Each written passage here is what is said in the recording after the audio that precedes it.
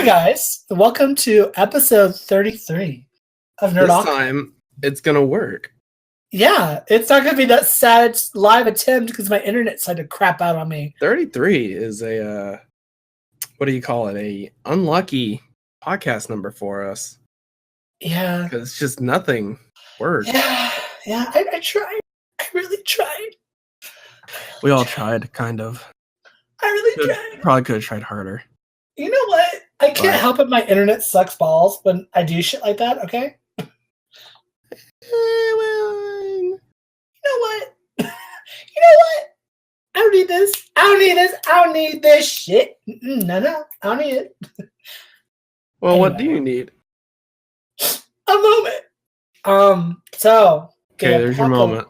The apocalyptic level this week is a... What's our doomsday forecast? Oh, yes, that's a good segue. Doomsday forecast of the week is a light little meteor shower. Just like little sprinkles.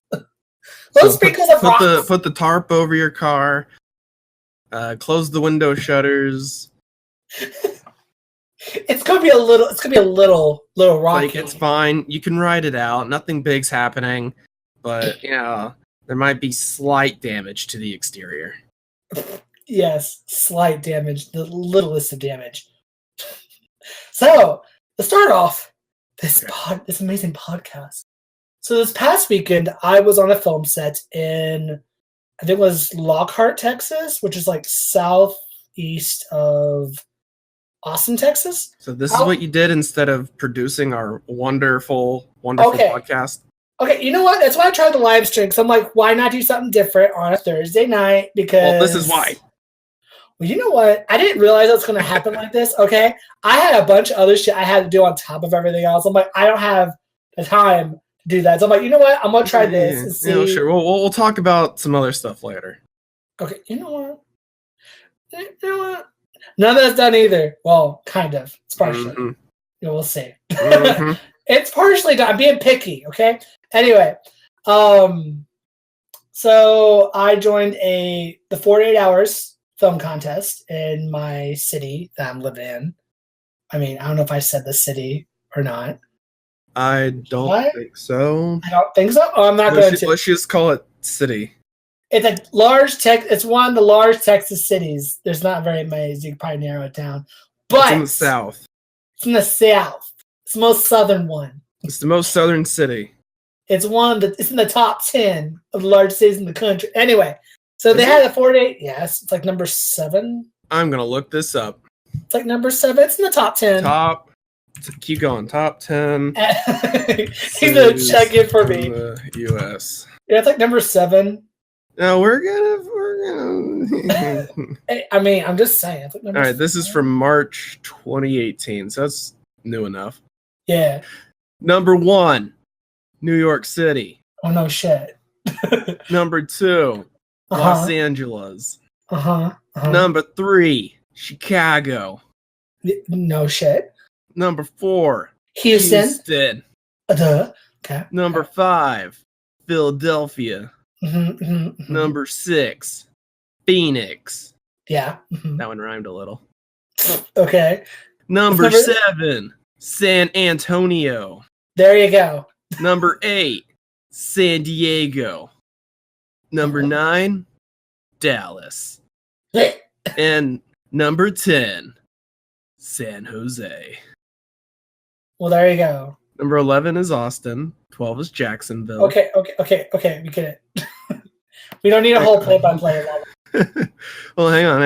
I need to look at the stats here. It looks like... Oh, my God. Looks like we just need another 100,000 people in Austin for it to get into the top 10. Cool. So you hear that, people? Get into Austin. We got to get that one into the top 10. It's too expensive up there. It's not that expensive. I mean, it's a lot more expensive than where I'm at. Okay, sure, but like that's very perspective. Okay. Whatever the word is. Well, I'll probably end up moving up there to Austin anyway. It's a good city. I guess. I haven't been there. So. I mean, if you like stuff. Hipsters.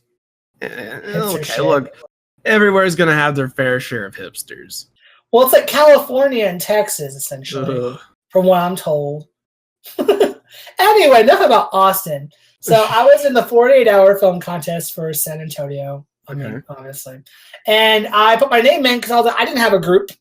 And I didn't plan enough ahead because I would like to enter with my own group at some point. Maybe next year I'm thinking about it.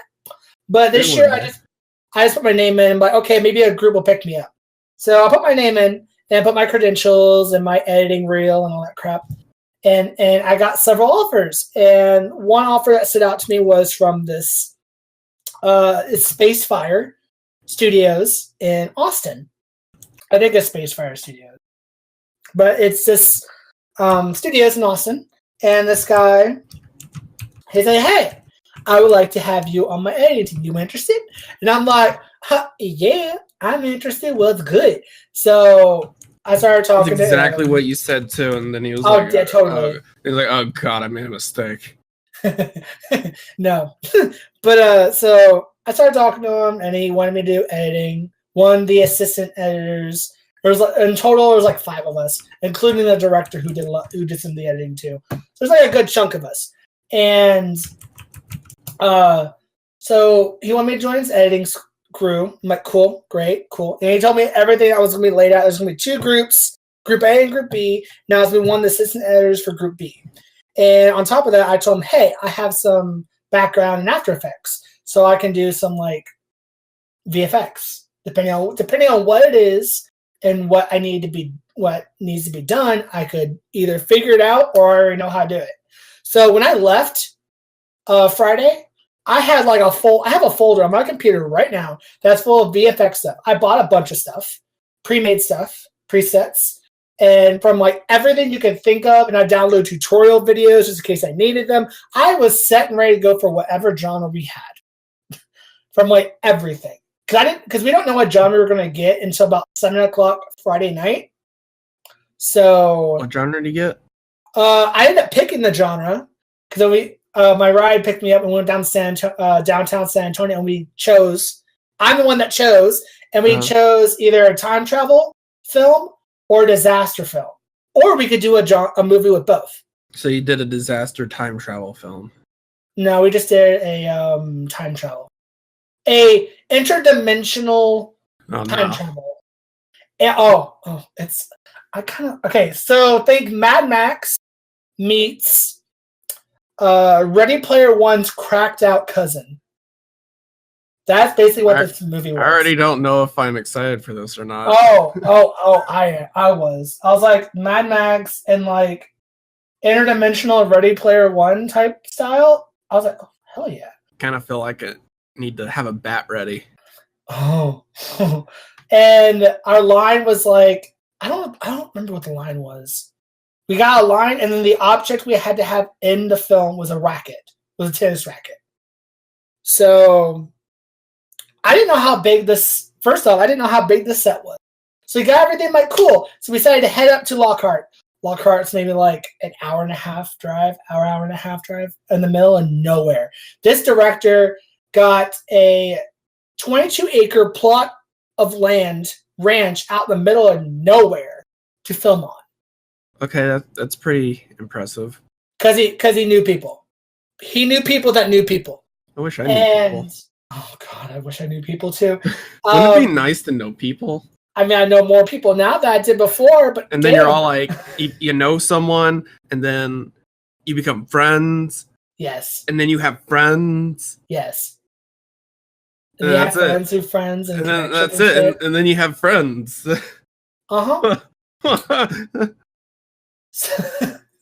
Okay, so we drove up there. I didn't realize how big the cast and crew was going to be. I was talking. That became pretty. Oh, I went. No, it was more. It's so on the way up there. I became very familiar with the executive producer. Became friends with him and stuff. Started talking, and I'm like, "How big is the cast and crew?" Out of curiosity, because the director came very vague. He didn't tell me the exact number. So he told me, well. Originally, the executive producer was gonna like maybe no more than 15 people. Oh no! Oh no! went up to where I think the director ended up getting a hold of 100 casts and 100 crew. But what showed up that weekend was about 120 cast and crew. And I was just like, hello? Hello? There was a little, so we went on the set, and I'm like, Jesus, this is going to be the largest cast and crew I've ever been part of in my damn life. I'm like, damn, this is going to be an experience. So we get onto the ranch after like 30 minutes of trying to find the damn place. Finally get on there, and there's like a little we ended up going to like an area that has like a big old garage where they have cars where they were rigging them to pyrotechnics to blow up. So they were working on that, and then there was another little building that was full of hair and makeup people. Like a good 20, 30 makeup and hair people sitting in there doing makeup and hair for the cast. And I'm just like, damn, that's a lot of people. Sounds amazing so far. Okay. I mean, it was fun besides the fact it was hot as hell. So I didn't edit anything for a good 8 hours. So I basically just stood around, and I became very familiar. Became friendly talking and laughs and jokes and shit with the actors. And I started asking actors questions. I'm like, I'm curious. So I started asking them questions like, how'd you get into the world of acting in Austin and stuff? Or tell me some of your horror stories. Tell me some of the movies you've been on.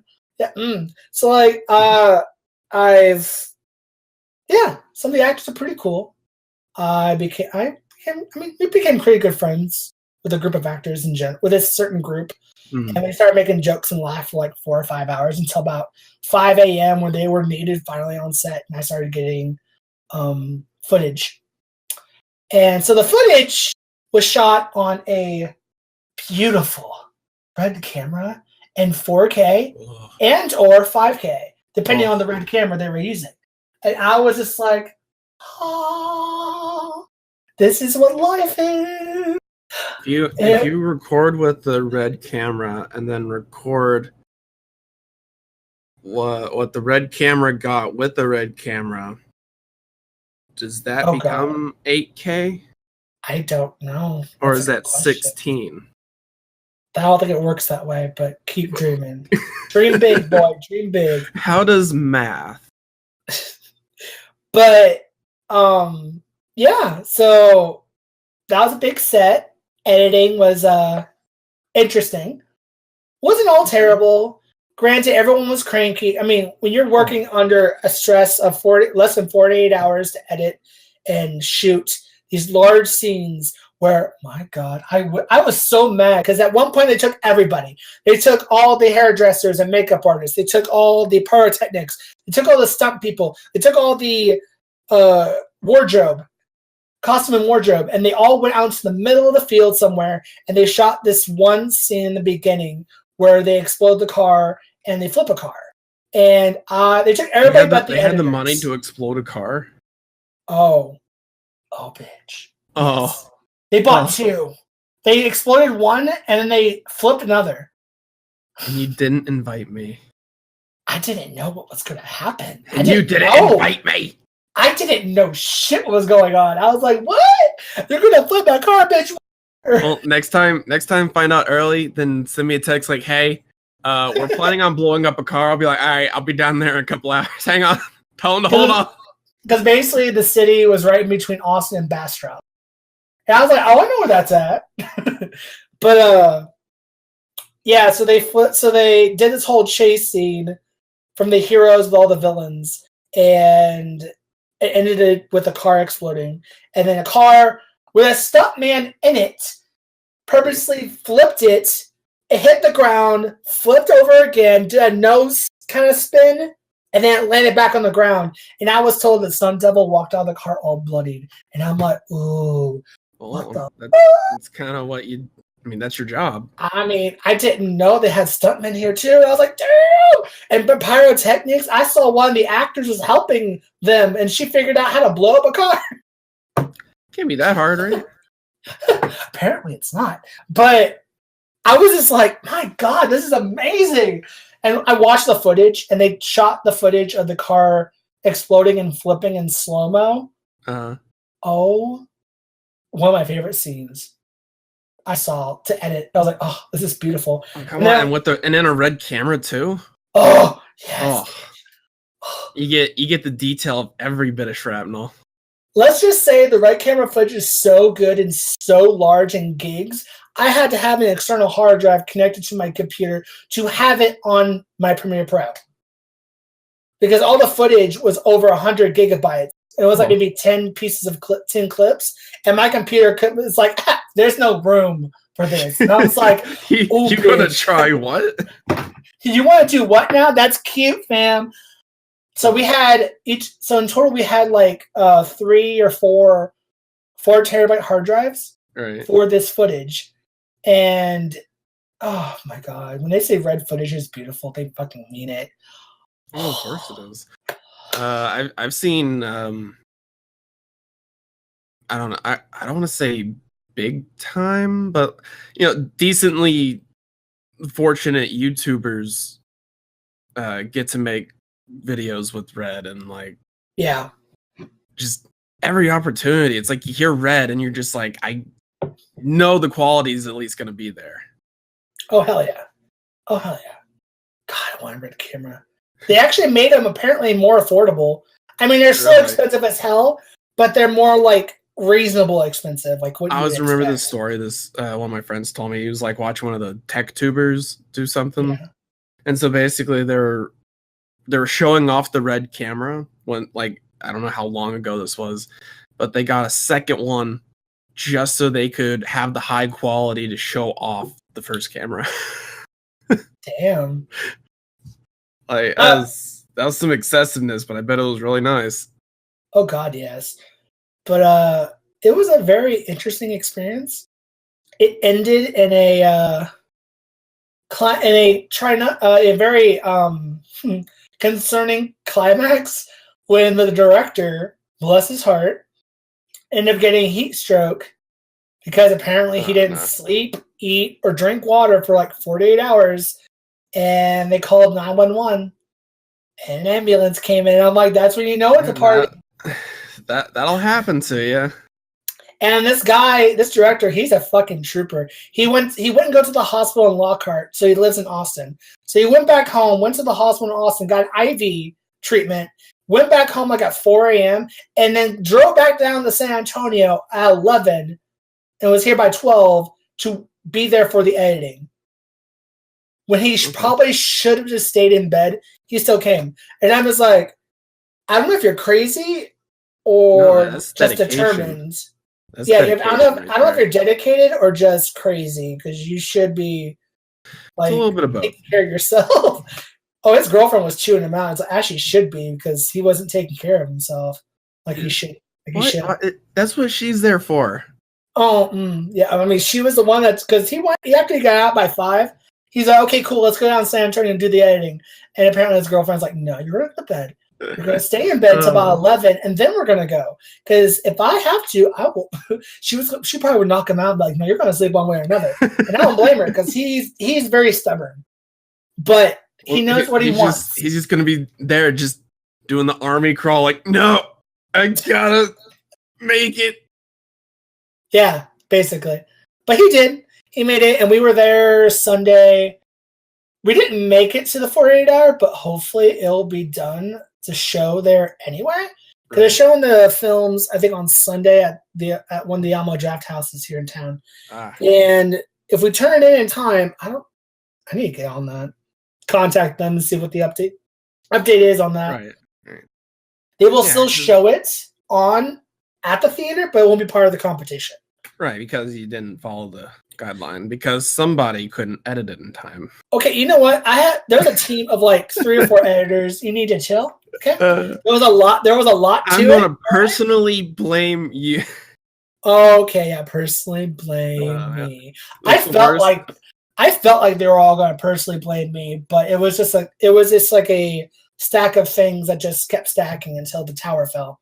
Yeah, but I mean, that's going to be a great piece to put in your portfolio, though. Oh my God, fuck yes it is. I want a copy of that film. I'm going to get a copy if it kills me. I'm going to frame it, put it on my wall. Hell yeah, it's going to be added to my reels dat. Is it gonna be a DVD burn, or is it just gonna be a USB in a frame sitting on your wall?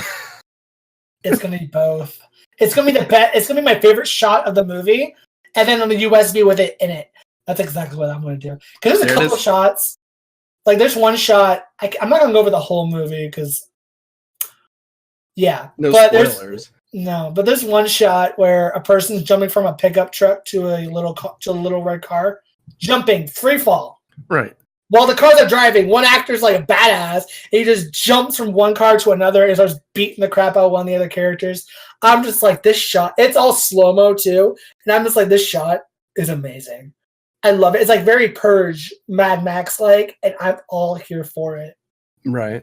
That's when I know I'm like, I'm in the right place. I'm where I need to be right now. This is it. I've made it. I made it. Can I do this again? Because it's stay here. Because I would totally be on another set like this again. Like straight up. Definitely. Like I wasn't sure what I was getting into, and then even with all the even just the small time thing. The excitement's still there. Oh hell yeah.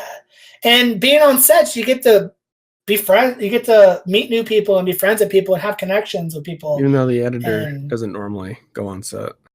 No, they normally don't. But they wanted the editors on set for this, or some of the editors on set for this one because it's 48 hours. But right, it's always. I mean, I don't mind being on set. Heck, if I get the option to as the editor to be on set, I'd rather have it. Even if I'm just doing other job and helping. It's just about this whole breakaway. It's like this breakaway from the emotion of actually feeling it. It's the emotion from actually filming it to just seeing the rough things and getting a feel of how it's supposed to play out, because there's I read about it not too long ago, over the summer. It's this whole thing of basically how I said, because an actor or a director, whoever's on set watching this go down, knowing all the trials and tribulations, they're gonna see it with different eyes. Yeah.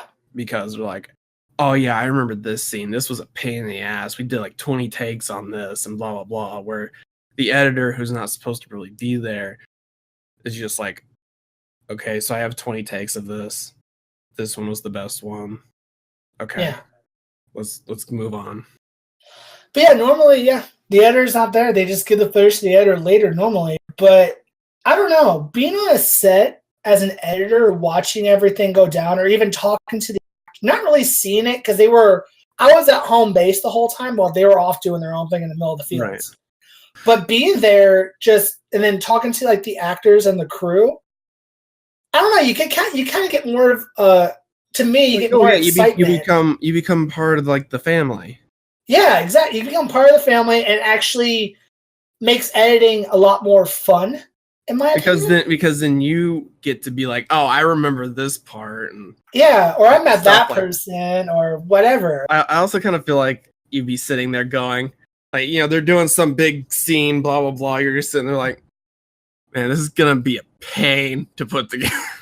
Yeah, so you can kind of already pre-plan in your head how you're gonna do it. Oh, this is gonna be a burn. So I mean, and then of course being an editor, you get kind of you don't get the human aspect out of filming a movie, because you're kind of just there until they hand you the footage. Here you go. All that's kind of missing. So if I ever get an opportunity as an editor to be on set, I take it, because I want to see everything go down. Right. As far as I want to be part of it, instead of just be like, here you go. I'm helping. Yeah, because I'm a very social person. Right. So getting an opportunity to do something butterfly. Like that. A social little butterfly. Well, to an extent. But something like this, I'll be like, yes, take it on set. The worst editing situation I've been in was when I took the intro audio class. Mm-hmm. Do you remember that one? Yes. So it was the 10-minute news reel whatever thing. Yeah. It's a 10-minute news package. And because I was the editor for all the other projects, I came up to my group. I'm like, hey, I was the editor for the other projects. I've been getting A's, so I'm cool doing this if you guys are, because I didn't want to have to like go out and get all the stuff for it. Yeah. Also, like, I was just like, bring me the stuff, let me edit it, let's go. So I get the stuff 5 hours before the class starts. Oh no. Basically all of the recording and stuff, I'm just starting to get it the day it's due.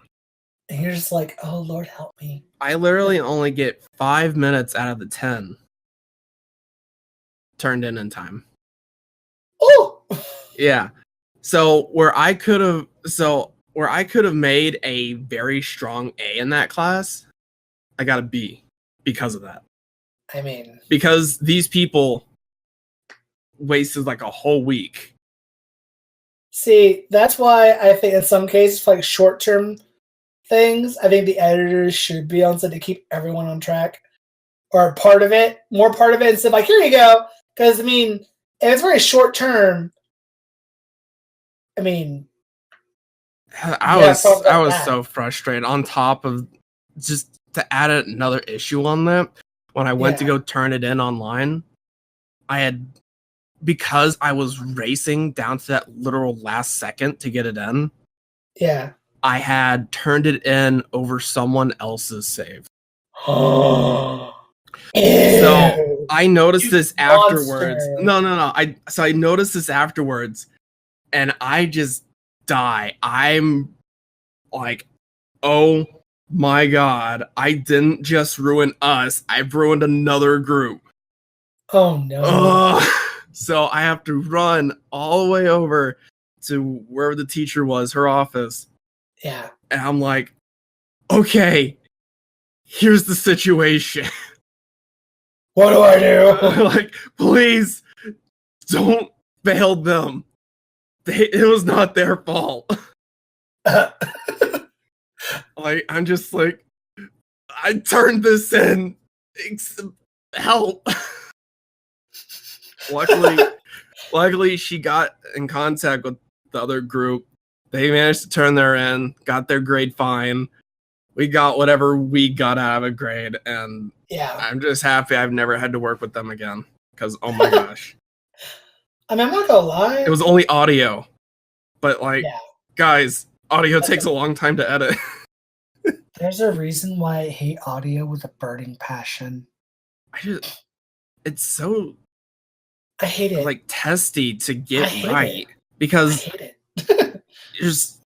whenever there's, like, a slight quality drop or a tink in the background and you hear it and you can't fix it, and... Yeah.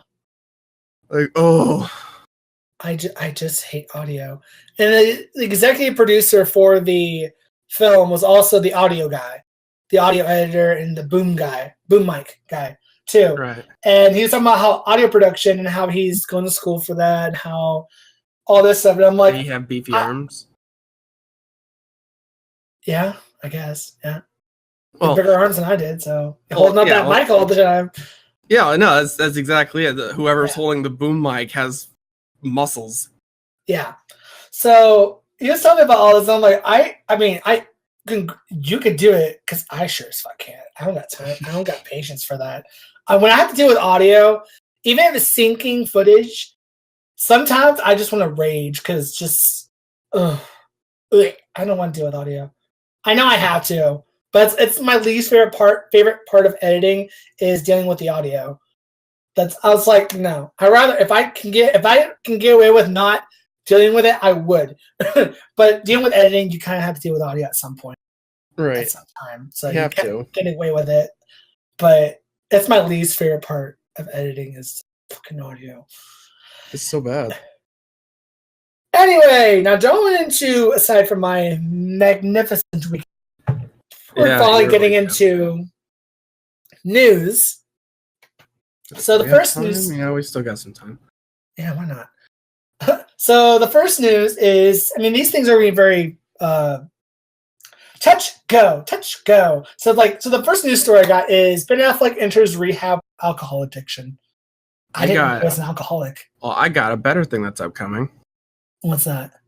Amazon is releasing a new series with the great actor of frick, what's his name? John Krasinski.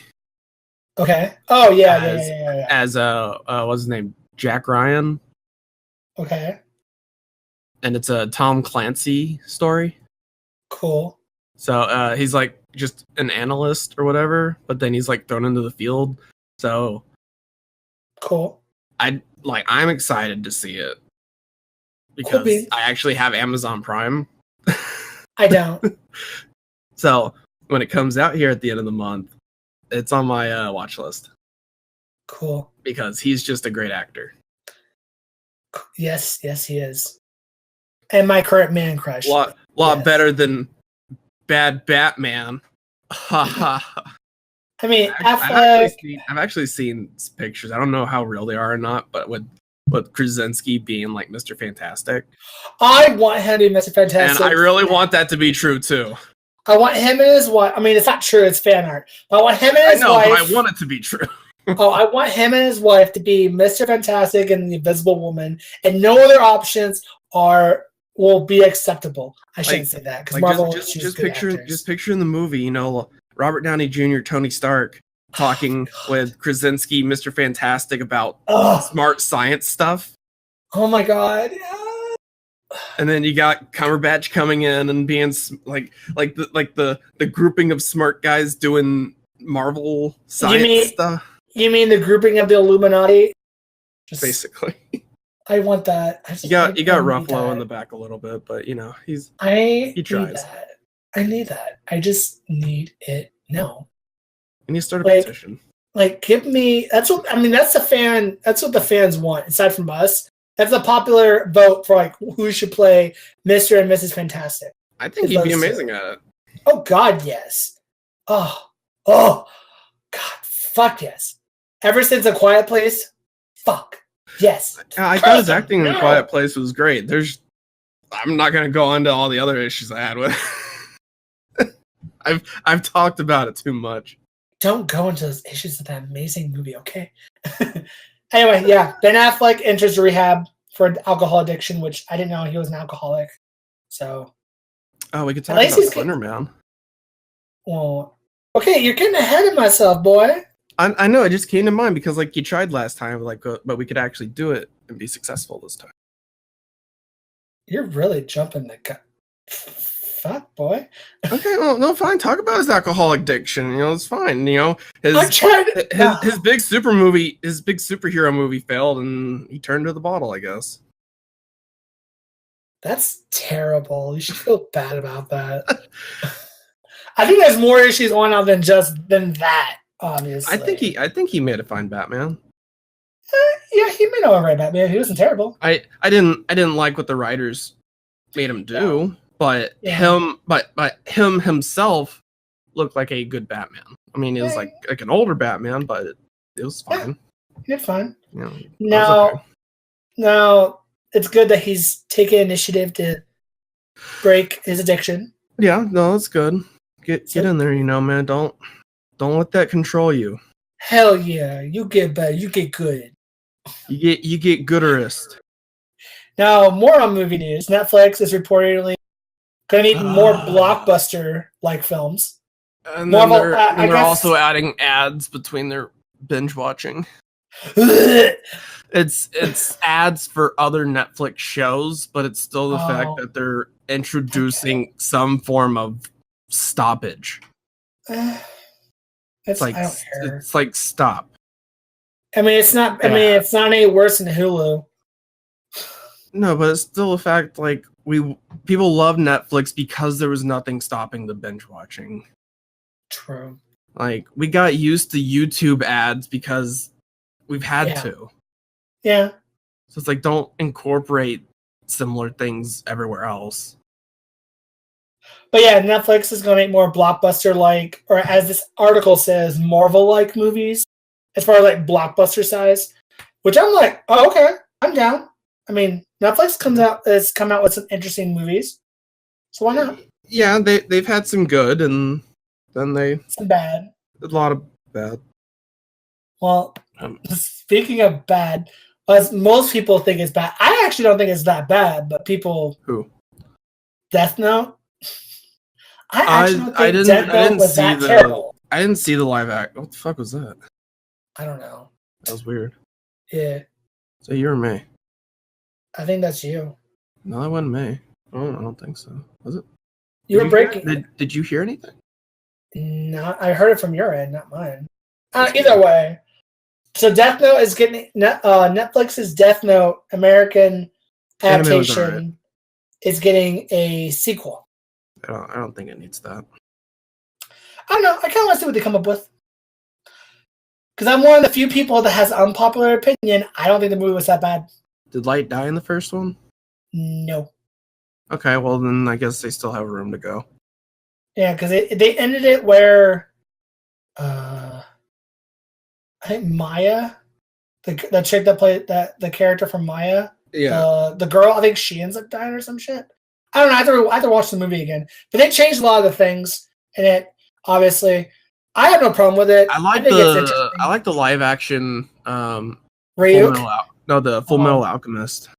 I haven't watched it. I don't really care to. I saw that on Netflix. That one was like the quality of it was good, except it was such a condensed storyline.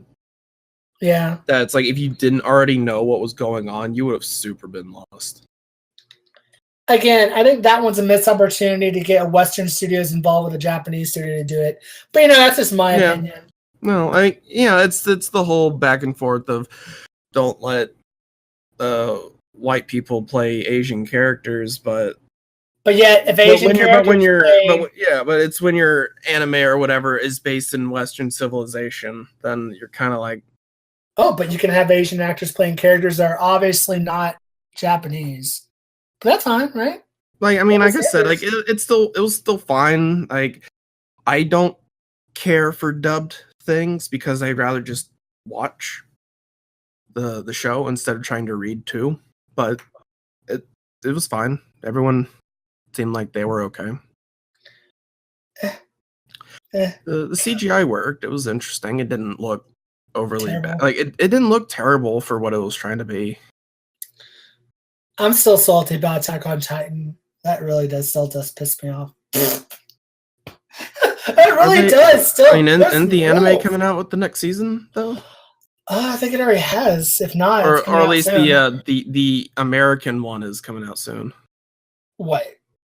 Well, because to English shit, you have to basically reanimate things and revoice it and whatnot. When you dub, you don't have to reanimate anything. You gotta stop and do stuff lip wise. You can't. No, they make the lines and they sync it to the animation. They don't reanimate it twice. I don't know the process. You didn't know that? No, I haven't dived into how animes are made. No. But as far as I know, unless I'm wrong, they don't animate stuff twice because that's a lot of money. And the Japanese animation studios are very cheap when it comes to paying their animators, so that they wouldn't do that. But as far as I know, they look so nice. They have to lip sync it, and then they have to write certain lines, and that matches the lip movement. And I'm like, that's pretty smart. The fact that someone could sit there and watch the lip movement and get enough of a sentence pushed in. Exactly, and the fact that Funimation, for example, can pump out a dub after they start a sub series after a couple weeks. Yeah, props. Probably something like what Dragon Ball Abridged needs to do. Because I've seen some of what they do, and they actually have to redo mouth movement to some points because they go off script a little bit. But honestly, I think this stuff, I don't know, whatever. They've gotten into a lot of legal issues. Oh, I'm sure. But yeah, it's a lot of editing and just mouth syncing. Okay, well, either way. But yeah, Death Note's getting a sequel, and I'm kind of excited about it because I kind of want to see where they go. If you wanted to see a live action anime of Death Note or a live action Death Note, watch the shitty Japanese movies. Otherwise, don't bother watching the anime. I mean, I don't really care to see American. live action though. I mean, I didn't really want to see a live action of Death Note either, but this one's so different from the original story. I mean, different in a sense to the original story. I'm like, cool. It's like I'm watching something totally new. Oh, okay, yeah, that's Dealing fine. with the world and some of the characters of Death Note, so I'm perfectly fine with it. Moving on to my last bit of news for movies. There's a movie coming out that's a remake of a 1977 horror film called, oh god, I'm still gonna butcher this name, Superbia, and it's a remake of an old Italian horror film. Okay. I'm not even gonna say the director's name because I can't pronounce that shit. Bibbidi bobbidi. Bibbidi bobbidi boop. And this film back in 1977 was one of the 3 trilogies that this Italian horror director created. He called the trilogy The Three Mothers, because each movie dealt with a witch that went by Mother of whatever. So you have the Mother of Sighs, the Mother of Darkness, and the Mother of Tears. So this remake done by Amazon Studios, it's like from what I can tell, it's like a mix of The Shining mixed with Black Swan. So it's very like artsy fartsy and very like weird and kind of creepy. And apparently in this movie, they're bringing in all 3 of the mothers. Instead of doing like the trilogy, they're just bringing all 3 of them back in. So all 3, because originally it was just supposed to be one of them. I think the Mother of Sighs. So they're bringing all 3 witches, and they're in charge of this dance company. And there's basically, I guess, I don't know what their goal is because I haven't seen these movies. It's on my list of things to do. So watch Superbia, the original one. But yeah, they're bringing in the 3 mothers as the head of the dance company, and I'm just like, ooh, hell yeah. I know you're not excited about this, Bard, but I'm sure somebody out there is excited about it like I am. I actually stumbled across this thing. It's something from NASA. It's a worldview map. Ooh. And it shows a bunch of it shows where like there's a bunch of fires going on, I guess. Okay. Whatever I clicked on. Yeah. There's a lot of red on this map. Oh shit. There's a lot of red? Like there's a lot of red. Like a lot of fires going on around the world? I guess so. That's fires terrifying. And thermal anomalies. That's weird. Yeah, it's a lot. Kind of terrifying. If I can figure out how to take a screenshot, I'll. You know what? Here, I'll just send you the link. Yeah, send me the link to So that. what else are we talking about? That is my last news story for the day. So if you have anything else to add, it's time. I did see a couple movies not too long ago. It was Slenderman and what was the other movie? Hang on, I can figure this out because I saw 2, and then I wanted to go see the Meg, but I didn't get to it yet. Yeah, I haven't seen the Meg either. I just need to look up what was showing. Hang on, wait, don't move on yet. Hang on, I can get there. You can get there. Oh gosh, what was the movie? Oh, this is gonna bother me now. Is it really gonna bother you? Kind of. I'm like zooming in to see if I can find my neighborhood. There's actually not a lot of fires happening in Texas. No, but like overall. Yeah, there's a lot. There's a lot of red on that. Oh, it was Equalizer 2. Yeah, I'm good. You didn't like Equalizer? I never seen it. Does it catch my interest? I'm not one for action movies. Well, like that anyway. Well, I mean, it's slow pace. It's built more like following his drama and like the inner battle kind of thing, I guess. But then, yeah, like the action can pick up and get to that exciting thing, but it's a lot of like following him and his morals and what he's doing as like a person trying to get out of that, like, because he was like some secret spy man, whatever. And so he was trying to get away from that, but it brings him back in kind of story. Yeah. It actually had a good part where, like, so I had this issue whenever I watched the movie Skyscraper. Yeah. So, like, whenever I watched that movie and the character The Rock played, like, when his, friend, like, walked through the door, Yeah. I instantly pointed and went, he's the bad guy. Yeah. Like, literally, as soon as, like, I was watching with my girlfriend, and as soon as he came on, I bent over, like, he's gonna betray him. That's the bad guy. Yeah. Watch this. But then when I watched Equalizer, that one actually took me a bit longer to pull up, that because it's the same situation where the friend is the bad guy. Yeah. And that was actually a nice change where it actually took long enough for that to happen. I was like, because as soon as it started coming into play, I was like, please don't be the bad guy. Like, stop this trope. Wow. But it happened. But I mean, I thought it was fine. Is if you can kind of get through its pacing, like if you're not going, I need the action right now, then I think it's fine to go watch. Okay. Slenderman, on the other hand. Okay, I can already see where this is going. The movie was not okay. The storyline I knew wasn't going to be all that because apparently they edited it a bunch of it out because it was too violent, and they didn't want to be insensitive to the victims of that the girl that was a victim to that attempted murder a couple years ago. So they took a lot of it out because it's supposed to be rated R.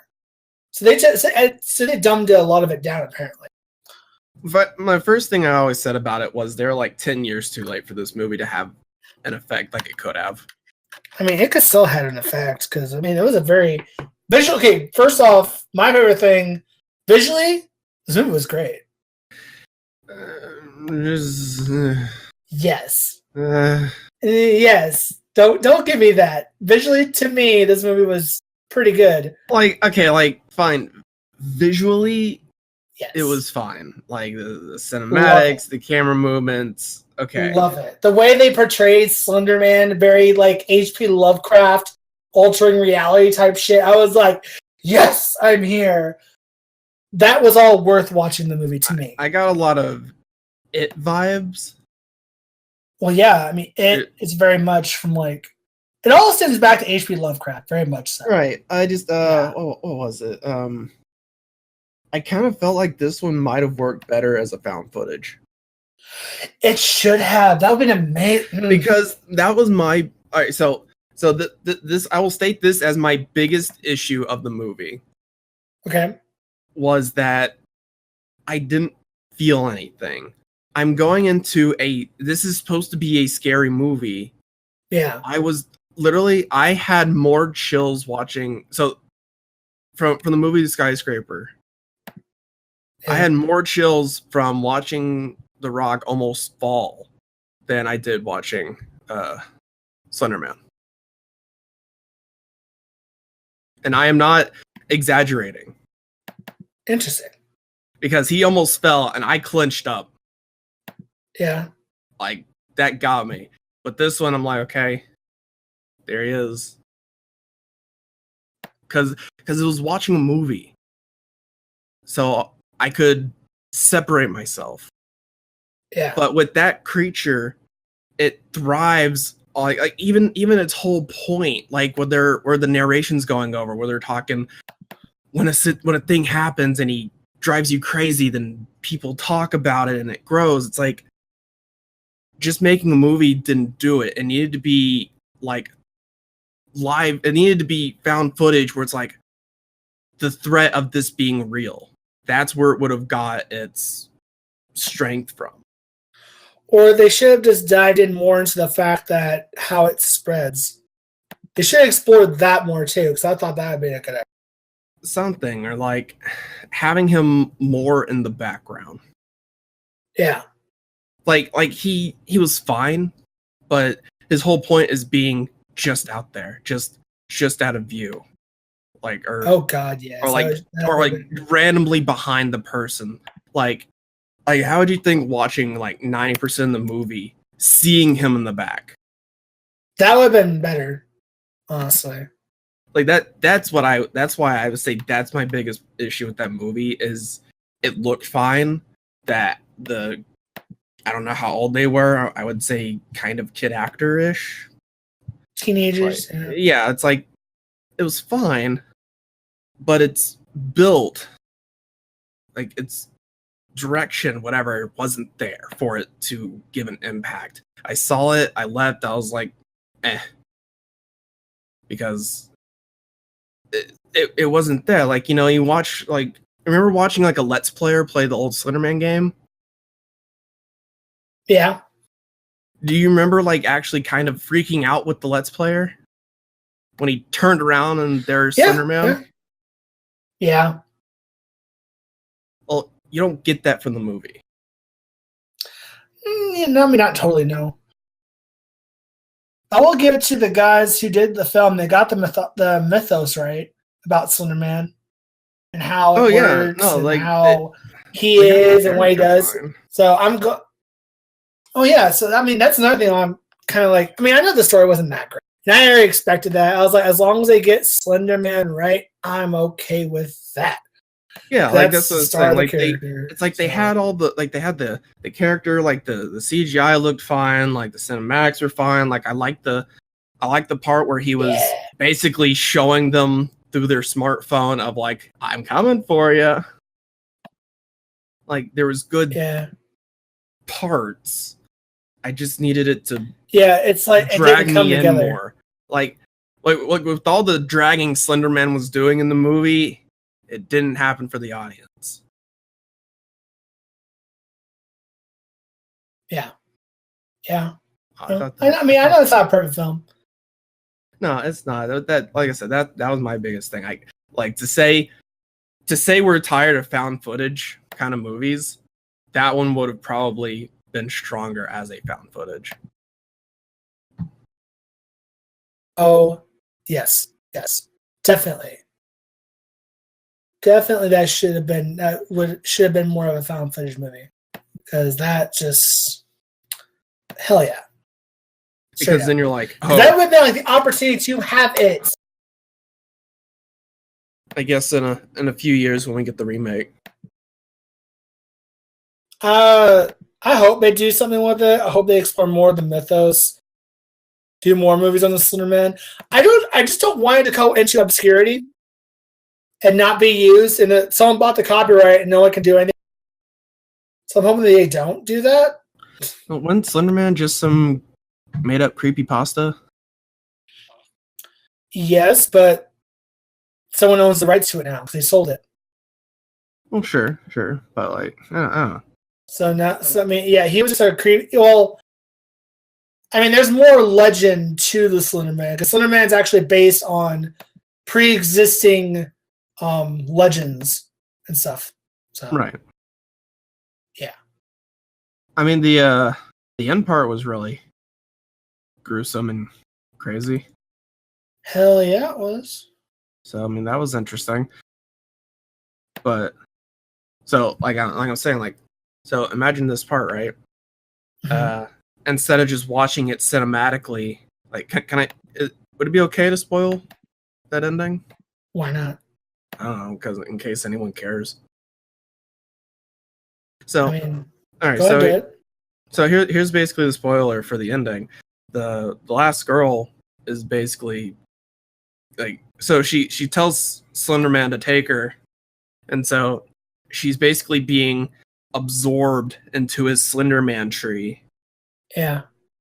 So instead of watching that cinematically, what if it was from the angle of like the dropped camera? Ooh. That would have been cool.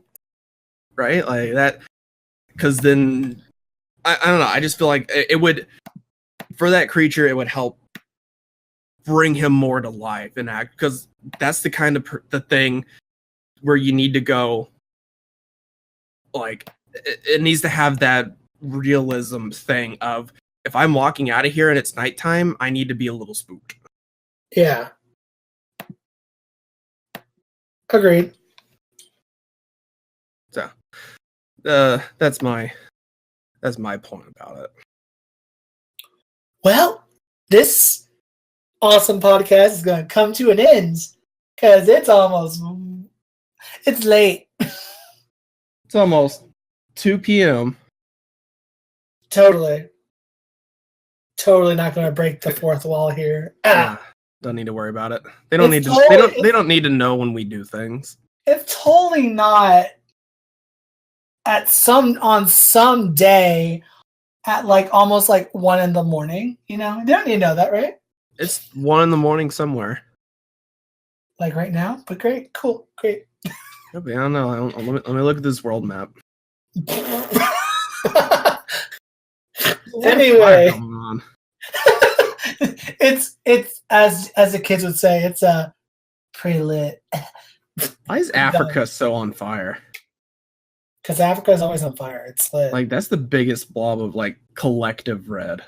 Unless you're outside the desert. Though I'm getting really worried about these spots I'm seeing at like the northern part of like Siberia, like in the Arctic Circle. In the Arctic? Oh, what? Yeah, like way up north. It's like, what kind of thermal anomalies going on there? Global warming. What is it? The Aurora Borealis? That's not a thermal anomaly though. Well, isn't that created from like the solar radiation or some shit? Well, yes, but that's not that. That's not how that works. Global warming. I guess so. It's like, that's concerning. Global warming affecting these very small dotted areas. And on that note, we're ending. What is your story? On that note, we're going to end the story right here. Stop trying to end on things. I'm providing mystery. Boy, we're ending it. Thank you guys for tuning into the podcast this week. Number 33. Number 33. The one that tried not to be made. Tried. But we did it anyways. So, thank you guys for listening in, and I will see you guys Monday with a video for Temple of Helios. And then I'll see you probably next Friday. Probably. If I feel like it. Cool. Great. Beautiful. Amazing. Anyway, thank you guys for listening, and then we'll catch y'all later. Bye.